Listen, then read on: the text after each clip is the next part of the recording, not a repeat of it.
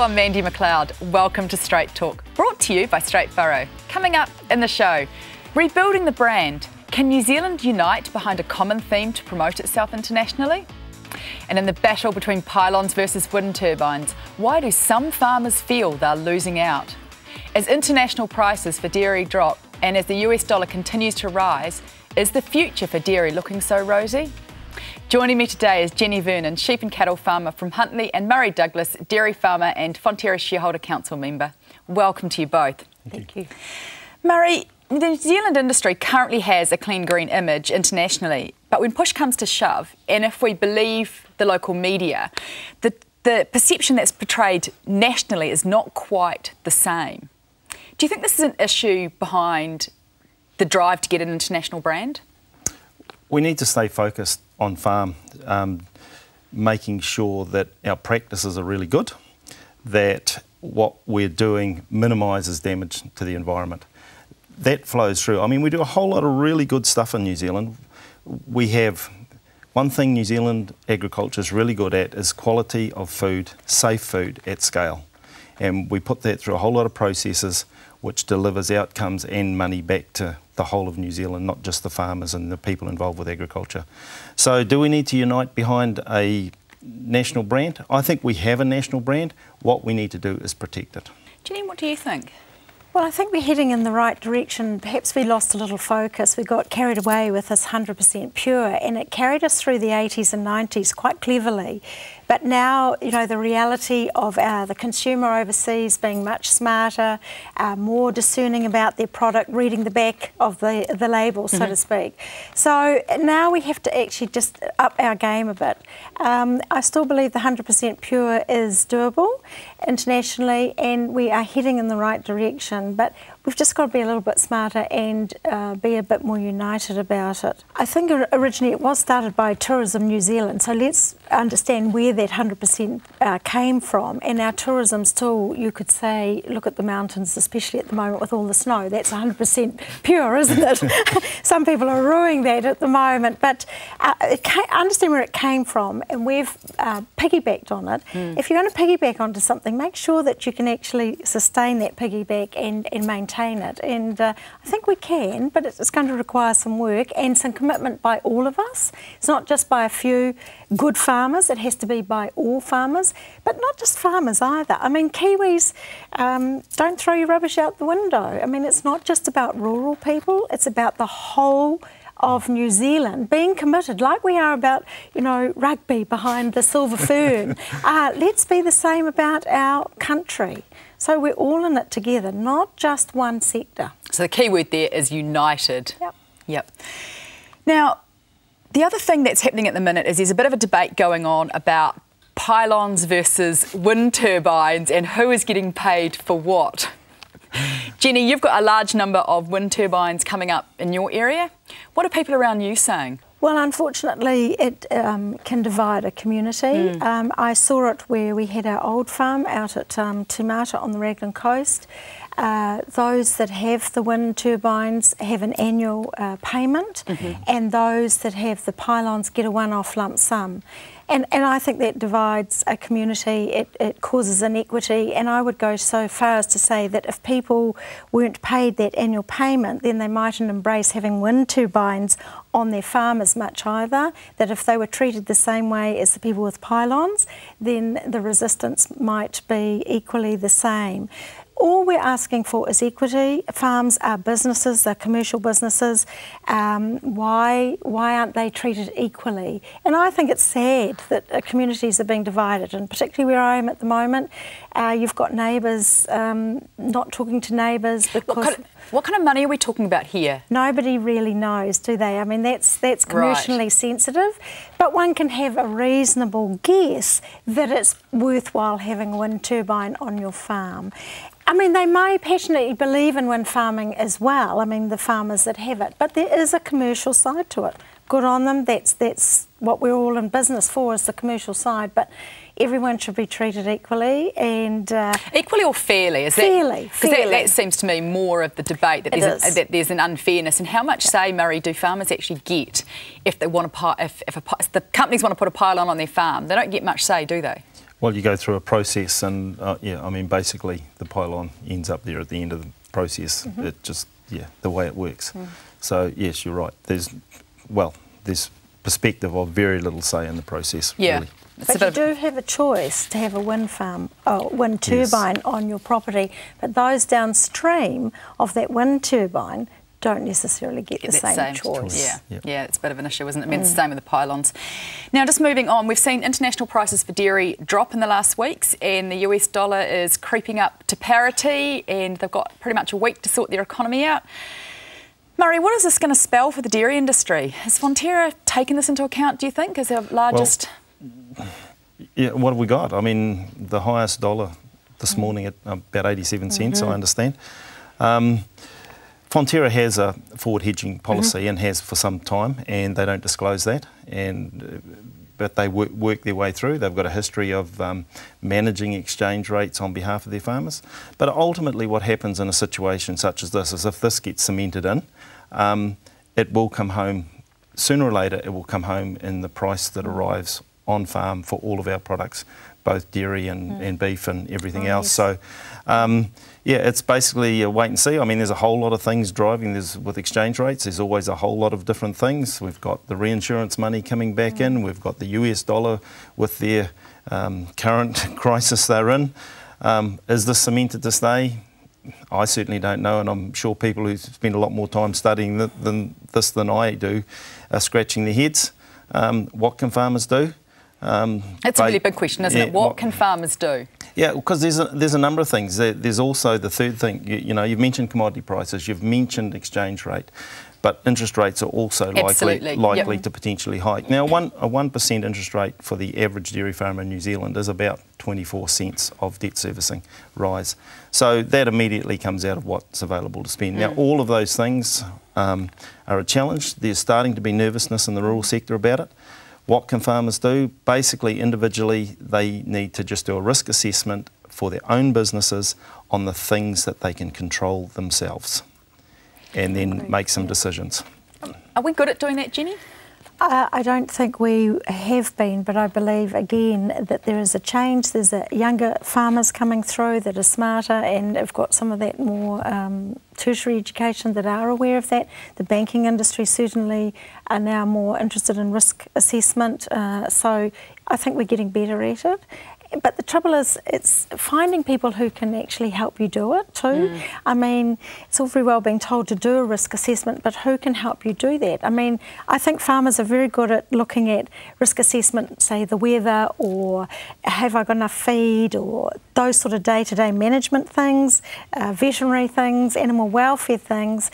But when it comes to some of those bigger things, it is more of a challenge. I mean, everything is becoming much more volatile and unpredictable. And we're also seeing that the banks are not able, because of the new financial regulations, they're not able to provide as much advice now, are they? So that must be having an issue, Murray. Well, the Financial Advisors Act presents some real challenges, and so people have to ultimately make the decision for themselves for their business. But there are a number of relatively simple tools that people can use: risk assessment, severity versus the impacts.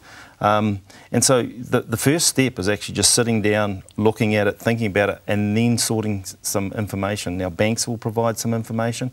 You know, there are other rural support people, accountants that can assist. The main thing really is that farmers actually have to sit down first and make that, isn't it? Yes. Great, thanks for that. Coming up after the break, Fonterra has launched a campaign defending the price of milk. But is this the campaign they really should be running? And how about them apples? Nelson growers are warned of impending disaster for the industry and face yet another year of potential losses.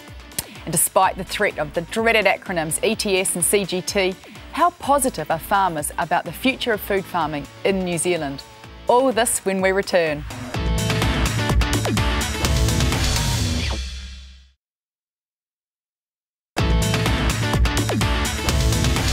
Welcome back to Straight Talk, brought to you by Straight Furrow. With a volatile exchange rate and a fractious industry, Nelson apple growers have been warned by businessman John Palmer that growing grass may be less of a cash drain than growing apples. This seems to be a bit of a theme, that the price of land is out of whack with our ability to create a return from it. and it resonates a little bit with the sheep and beef industry. Murray, what do you think?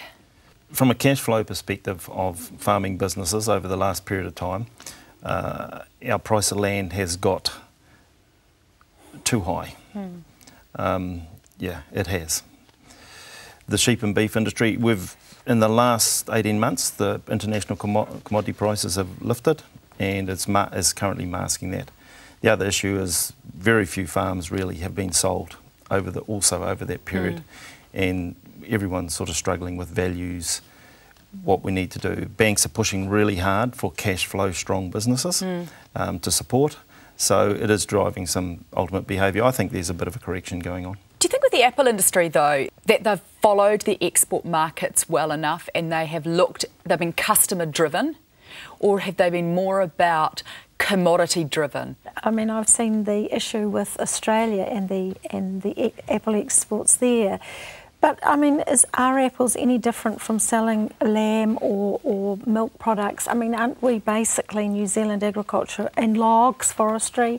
We're all in this, it seems it's either a boom or a bust, and land. Doesn't matter whether it's forestry, dairy, apples. You have to ask yourself many times, are we actually getting the right returns off it for the value of that land? I mean, and why have, in the 80s, 90s and even this last until 2008, why did we see such a boom in lifestyle blocks and beautiful Class 1 land being cut up if it wasn't because of about the value? Why have we seen pine to pasture in the Waikato region? Because, of course, it was more about the value of the land and what you could earn off it. So, I mean, is it anything new? So is there an argument for the dreaded capital gains tax? Well, that's out of right field. No, it isn't. I actually think it's a discussion we all need to have. Yep. And again, I don't think we have enough facts yet, but I don't think we should discard it as necessarily either bad or good, that we need to have a balanced discussion about it, and let's have some facts about it and where does it lead us long term, and take away the political side of it. As a nation, I mean, capital gains tax isn't just about rural people either. It's about the urban community. So let's engage in it. And I have an open mind. I don't know enough about it, but I'm not going to get sort of passionate about one way or the other until we have a balanced and engaged discussion. Now, Murray, Fonterra's launched this campaign to defend the price of milk. The question that I've got, though, is this the right campaign that they should be running? When we go back to the earlier comments at the start, when we talked about how do we educate people about our food safety, is that more the campaign that they should be running? I think both campaigns are important.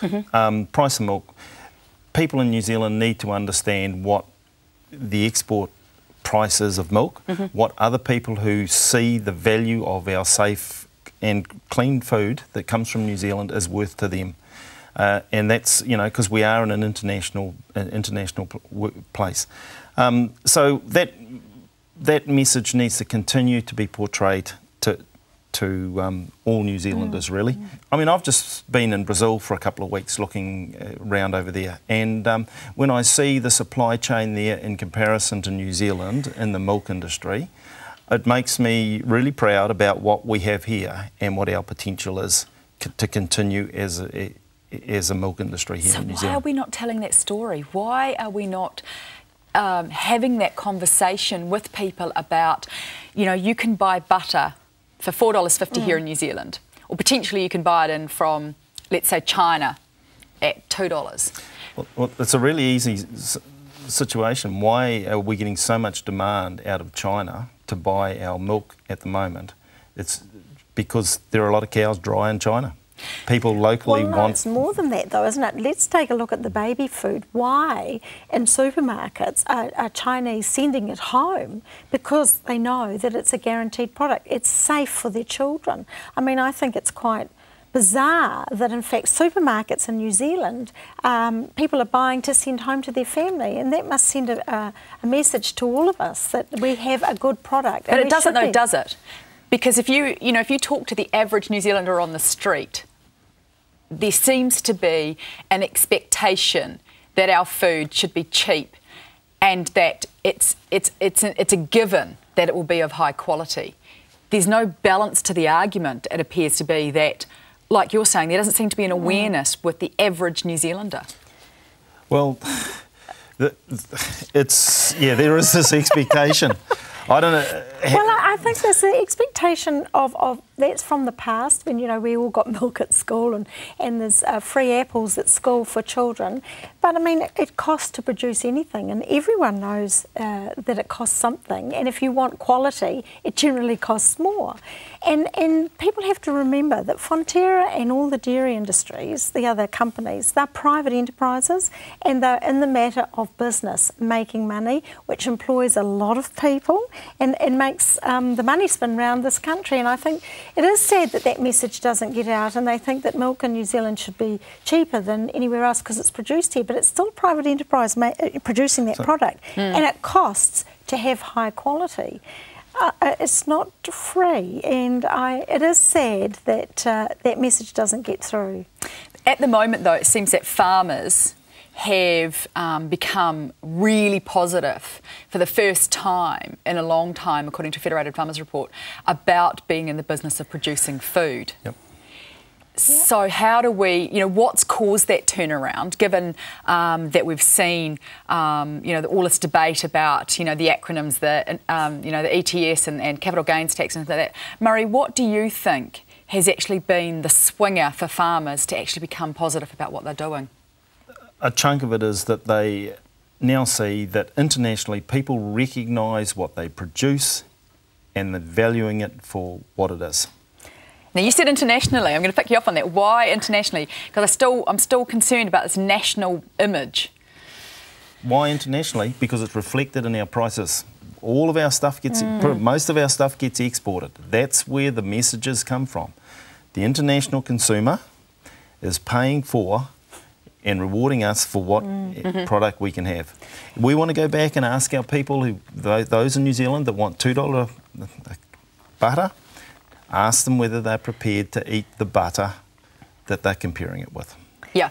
I think that's, Murray used in a very important word, that farmers feel they're being rewarded now for the effort, and it is about that price that they're receiving for their products, whether it's milk or whether it's lamb or whether it's beef, that in fact all that effort, and it's hard work out there, especially at the moment in these climatic conditions, that to produce a good product and to feel you're being rewarded. I really think that's why farmers are feeling so much more positive that finally, I mean, it's not probably going to last very long, and you might as well make it, you know, bake hay while the sun shines. But there is that feeling that, yes, we're valued, and yes, that our product is worth that, and somebody's prepared to pay. I mean, how many people laughed when they saw $150 for a lamb in straight furrow? How many years ago? 2 years ago? 18 months ago? People laughed. But we are getting there. I mean, you're getting more. And it's fantastic that we're finally, as you say, being recognised internationally, if not so much nationally. Coming up after the break, we're going to ask Jenni and Murray what's got their goat. Are they going to have a rant or will it be a rave? Join us after the break.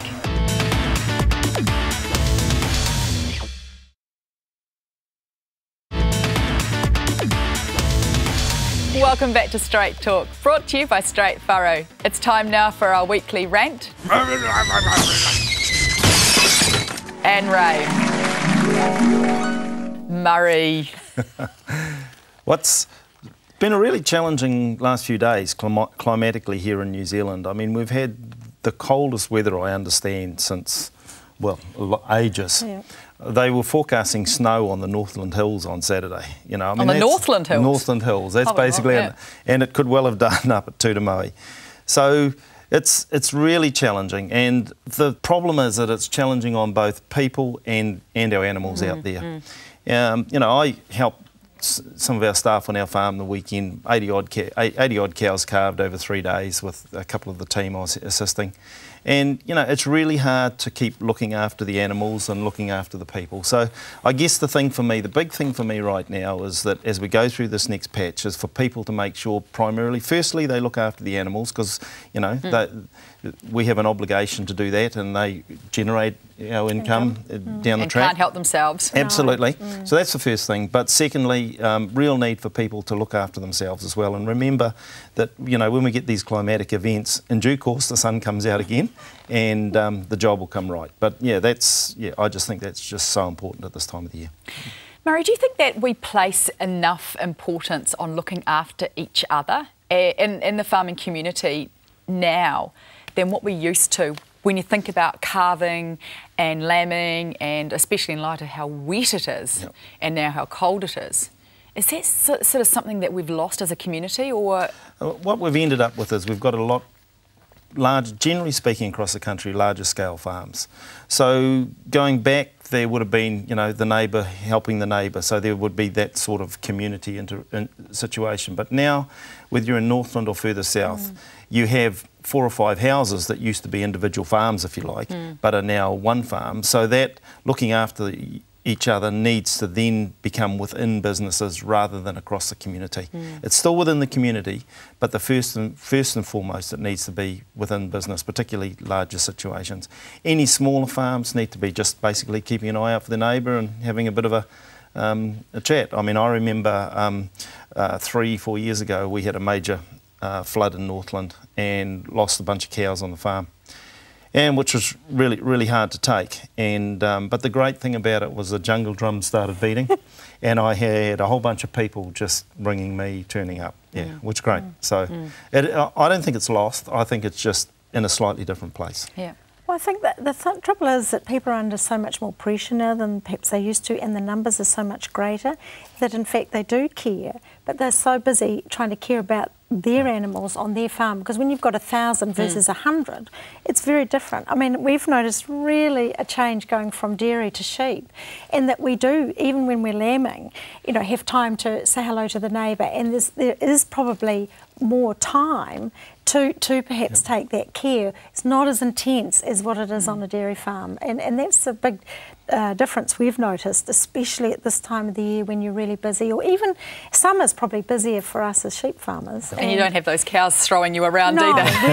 No, but a flying sheep and a flying ram at 120 kilos can knock you out just as easy as a cow. So don't think that it's all that safe either. But yeah, you have to be careful with any animals. You do. Yeah. Now, Jenni, have you got a rant for us or a rave? I've got a bouquet or a rave for Fonterra, actually. You know, they get so much negative press about dirty dairying, but I was delighted to read in a newspaper on Monday morning that they are staying to subsidise and help with these breakfasts in schools. And whereas the other organisations have pulled out, Fonterra and I think Centerum and one or two others, they're there, and it's really sad that it was in a tiny little column at the bottom of the newspaper, because those are the things that, you know, they are helping communities. And tell us a bit more about that, Jenni. Like, just explain what they're actually doing. They're going into any school or products for breakfast, and probably Murray knows more. But I mean, it's quite a lot of schools in Auckland. The primary focus is lower decile schools, and it's breakfast. I think it's twice a week, with basically wheat bix and milk. And so good wholesome Kiwi breakfast and going really well. And they've got a couple of ambassadors that go around and meet kids and help to promote, and just goal setting and all sorts of bits and pieces that go with it as well. So it's a really fantastic program. It is, and it just doesn't get, you know, perhaps the nice, and that's why I thought I'd raise it, because I think it's just great, and it does show that they're helping. And Decile 1 schools, but I think most of it's in Auckland, they really do need that help, because we all know if your brain is fed in the morning, it'll perform for the rest of the day. Absolutely. Why do you think it's not getting the press? Like, why is it just such a tiny wee piece? I don't know. It is getting some press on but yeah, I mean, it's just one of the things about what Fonterra does, but I think it's a really positive thing that we do. And yeah, it's across the country, and there's a number of rural schools as well. So it's a great partnership between Sanitarium and Fonterra. So. Oh, it's a logical partnership, really, isn't it? It makes so much sense. Kickstart breakfast, it's great. Yeah, that's fantastic. So it makes me want to have a little rant and a rave at Fonterra, saying, please, come on, tell us your stories. Get out there and promote yourself a wee bit more. Tell us about the good things that we do, and equally the good things they're doing with water, and with, you know, this one-on-one going around farms now with consultants or with their own staff, talking to them about, you know, dairy effluent and standoff pads, and all of those feed pads and managing it so that they are lifting their game, making sure they're fencing off their waterways. There's a lot of good stuff going out there, and it isn't perhaps being portrayed. We have far more consistency in our messages that are going to farmers now, and I think that's a real key thing that's helping a lot. So, oh, that's fantastic. Thanks, guys, for coming in and talking to us. It's been a really, really fascinating discussion with you both. That wraps up our latest edition of Straight Talk, brought to you by Straight Furrow. And I'd like to thank my guests again, Jenni, Vernon and Murray Douglas.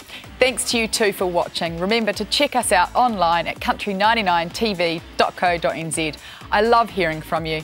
I will catch you next week, and in the meantime, keep on smiling.